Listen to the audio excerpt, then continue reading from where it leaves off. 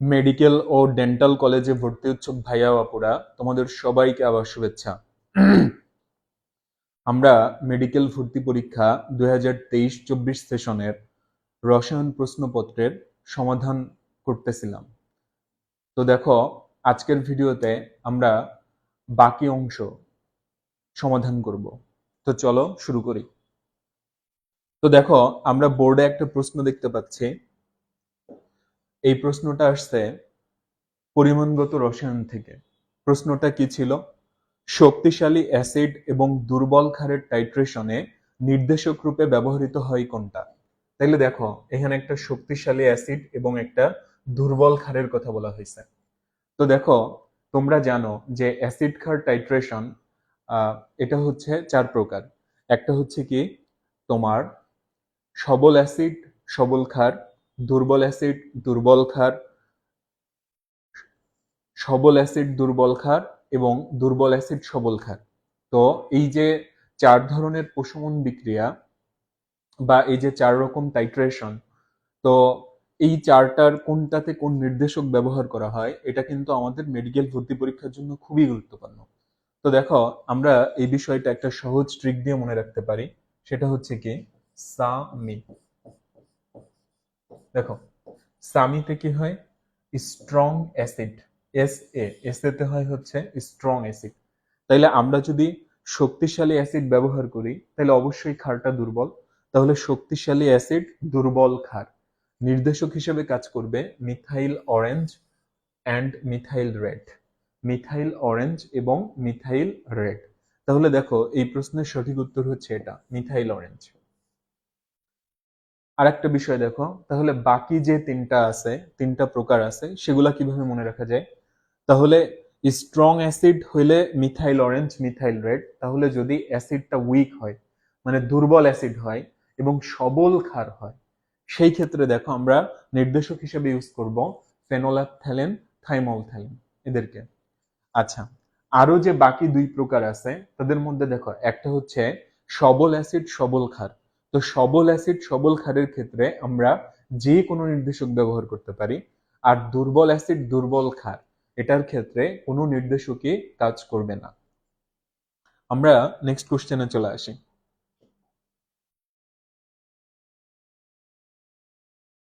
তো দেখো, পরবর্তী প্রশ্ন যেটা, এটাও কিন্তু পরিমাণগত রসায়ন থেকে আসছে এবং বলা হচ্ছে প্রমাণ অবস্থায় 2.24 লিটার কার্বন ডাই অক্সাইড গ্যাসে অণুর সংখ্যা কত? তো দেখো, এই প্রশ্নটা খুবই সহজ একটা প্রশ্ন। তো আমরা যেটা জানি যে এসটিপিতে 22.4 litre 22.4 litre carbon die oxide গ্যাসে অণুর সংখ্যা হচ্ছে এটা, অ্যাভোগাড্রো সংখ্যা 6.022 ইন্টু 10⁻23। তাহলে 1 লিটার কার্বন ডাই অক্সাইড গ্যাসে অণুর সংখ্যা হবে 6.022 ইন্টু 10⁻23 ডিভাইডেড বাই হচ্ছে 22.4। অতএব 2.24 লিটার কার্বন ডাই অক্সাইড গ্যাসে অণুর সংখ্যা হবে 6.022 ইন্টু 10⁻23 ইন্টু হচ্ছে 2.24 ডিভাইডেড বাই 22.4। তো দেখো, আমরা এখন এই কাটাকাটিটা কিভাবে করতে পারি? এখানে 2.24 আছে, অর্থাৎ পয়েন্টের পরে 2টা ডিজিট, এই কারণে আমরা নিচে হচ্ছে 100 দিব। তাহলে পয়েন্টটা উঠে গেল। আর এখানে পয়েন্টের পরে একটা ডিজিট, তাহলে আমরা কি করব?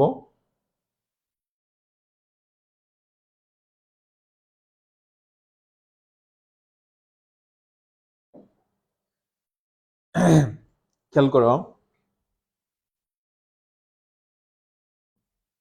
আমরা যদি কাটাকাটিটা আবার একটু দেখাই, কি ছিল?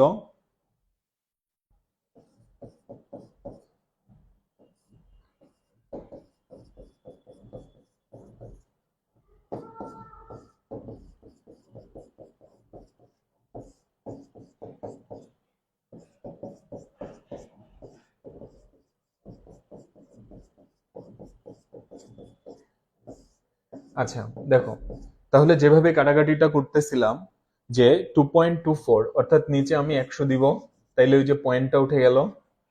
আর এখানে পয়েন্টের পরে একটা ডিজিট, তাহলে উপরে হচ্ছে 10 গুণ দিয়ে দাও, তাইলেই কিন্তু হয়ে যাচ্ছে 10। তাহলে এই শূন্য বাদ, তাহলে 224 বাদ। দেখো 10⁻23, ওখান থেকে যদি আমি 10⁻1 বিয়োগ দিই, 6.022 ইন্টু 10⁻22 থাকবে। তাহলে এটাই হচ্ছে আমাদের কাঙ্ক্ষিত উত্তর।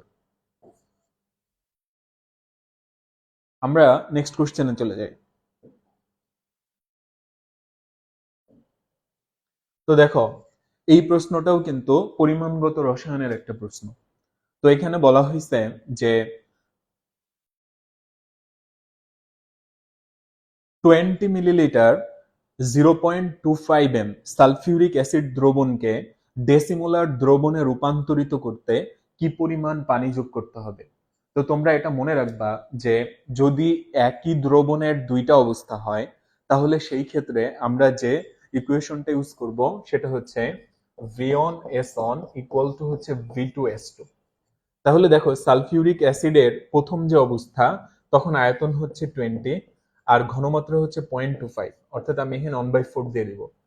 আর ডেসিমোলার দ্রবণ যেহেতু, তাহলে হচ্ছে ঘনমাত্রা 0.1 বা হচ্ছে 1/10। তাহলে দেখো আমরা যদি এটা কাটাকাটি করি, তাহলে আমাদের কিন্তু কাঙ্ক্ষিত V2 টা চলে আসলো 50 ml। তাহলে V2 হচ্ছে 50 ml আর V1 হচ্ছে 20 ml। তাহলে আমাদের পানি যোগ করতে হবে কত? 30 ml, অর্থাৎ যোগকৃত পানির পরিমাণ হবে 30 ml। আমরা নেক্সট কোশ্চেনে চলে আসি। দেখো এই প্রশ্নটা তড়িৎ রসায়নের একটা প্রশ্ন, এবং এখানে বলা হচ্ছে হাইড্রোজেন ফুয়েল সেলে অ্যানোড এবং ক্যাথোড হিসাবে কোনটি ব্যবহৃত হয়। তো এই ইনফরমেশনটা অবশ্যই তোমাকে মনে রাখতে হবে যে আমরা হাইড্রোজেন ফুয়েল সেলে অ্যানোড এবং ক্যাথোড হিসাবে গ্রাফাইটকে ব্যবহার করব। গ্রাফাইটকে তোমরা নিশ্চয়ই জানো যে গ্রাফাইট হচ্ছে কার্বনের একটা রূপভেদ। তো ভাইয়া ও আপুরা, এখনকার মতো এই পর্যন্তই। আমরা খুব শীঘ্রই নতুন ভিডিও নিয়ে তোমাদের সামনে উপস্থিত হব। তো তোমাদের জন্য অনেক শুভকামনা রইল, এবং তোমাদের প্রতি অনুরোধ রইল যে আমাদের এই ভিডিওগুলা তোমাদের যারা সহপাঠী আছে তাদের সঙ্গে তোমরা শেয়ার করবা, যেন তারাও উপকৃত হতে পারে। সবাই ভালো থেকো।